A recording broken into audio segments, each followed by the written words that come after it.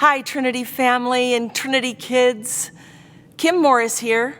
Most of you kids know me as Teacher Kim, and I am so excited to be here Christmas Eve celebrating with you. I know we are so excited about all the Christmas lights, all the Christmas carols and songs, and all the presents under the tree.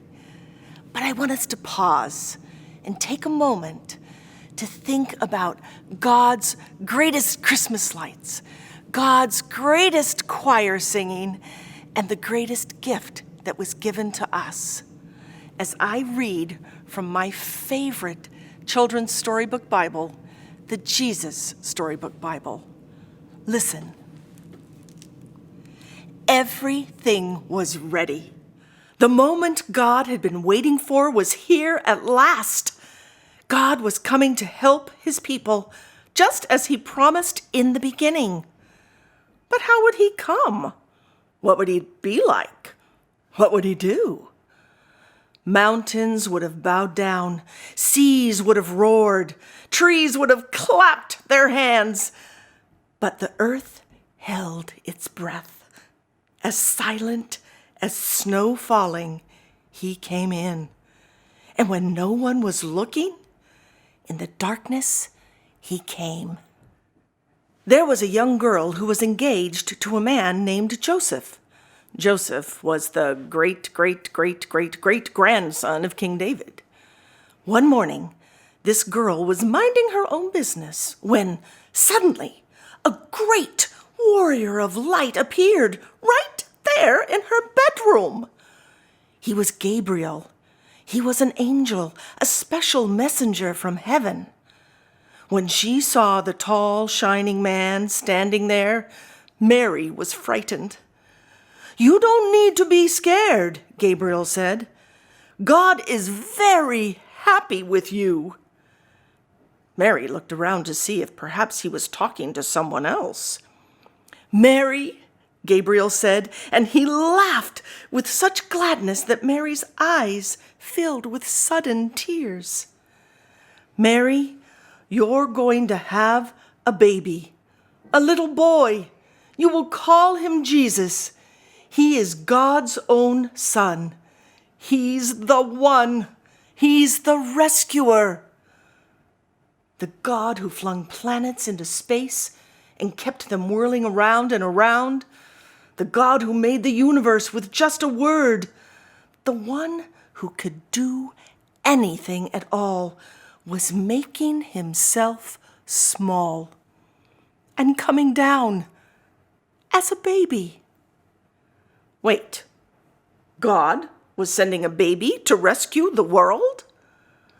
"But it's too wonderful," Mary said, and felt her heart beating hard.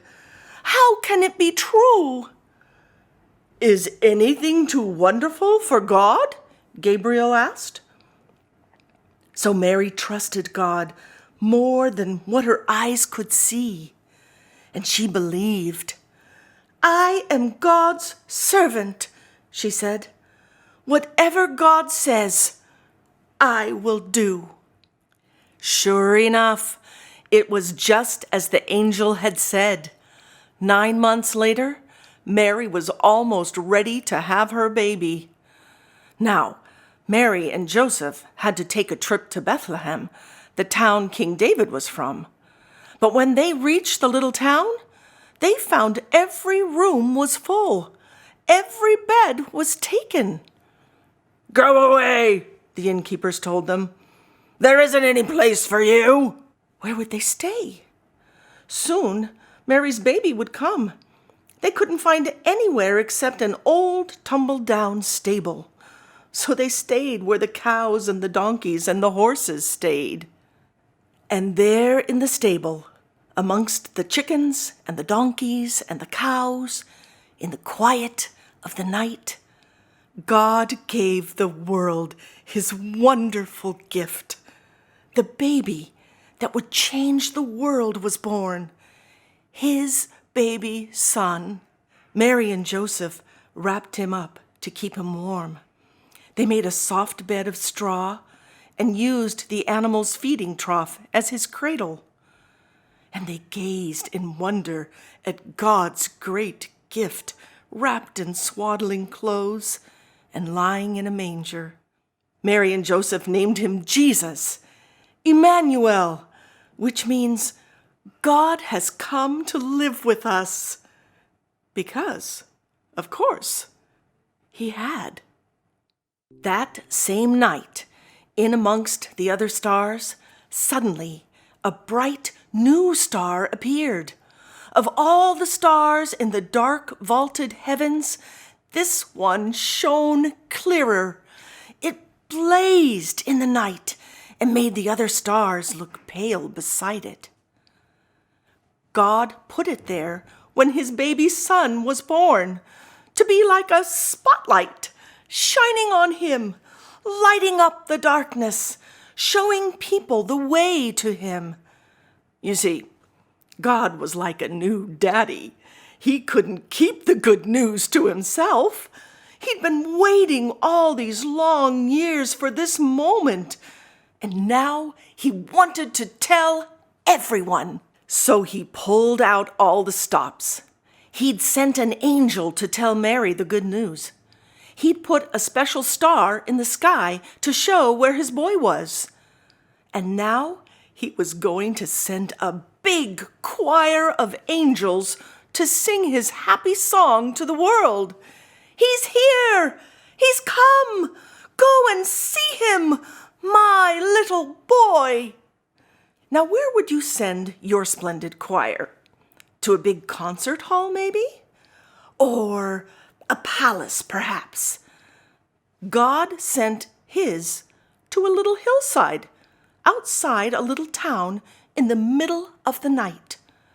He sent all those angels to sing for a raggedy old bunch of shepherds watching their sheep outside Bethlehem. In those days, remember, people used to laugh at shepherds and say they were smelly and call them other rude names, which I can't possibly mention here. You see, people thought shepherds were nobodies, just scruffy old riffraff. But God must have thought shepherds were very important indeed, because they're the ones he chose to tell the good news to first. That night, some shepherds were out in the open fields, warming themselves by a campfire, when suddenly the sheep darted. They were frightened by something. The olive trees rustled. Oh, what was that? A wing beat? They turned around. Standing in front of them was a huge warrior of light, blazing in the darkness. "Don't be afraid of me," the bright shining man said. "I haven't come to hurt you. I've come to bring you happy news for everyone, everywhere. Today, in David's town, in Bethlehem, God's Son has been born. You can go and see him. He is sleeping in a manger." Behind the angel, they saw a strange, glowing cloud. Except it wasn't a cloud. It was angels, troops and troops of angels armed with light. And they were singing a beautiful song. "Glory to God! To God be fame and honor and all our hoorays!" Then, as quickly as they appeared, the angels left. The shepherds stamped out their fire, left their sheep, raced down the grassy hill, through the gates of Bethlehem, down the narrow cobble streets, through a courtyard, down some steps, past an inn, round a corner, through a hedge, until at last they reached a tumble-down stable. They caught their breath. Then quietly, they tiptoed inside. They knelt on the dirt floor. They had heard about this promised child, and now he was here, Heaven's Son, the maker of the stars, a baby sleeping in his mother's arms. This baby would be like that bright star shining in the sky that night, a light to light up the whole world, chasing away darkness, helping people to see. And the darker the night got, the brighter the star would shine.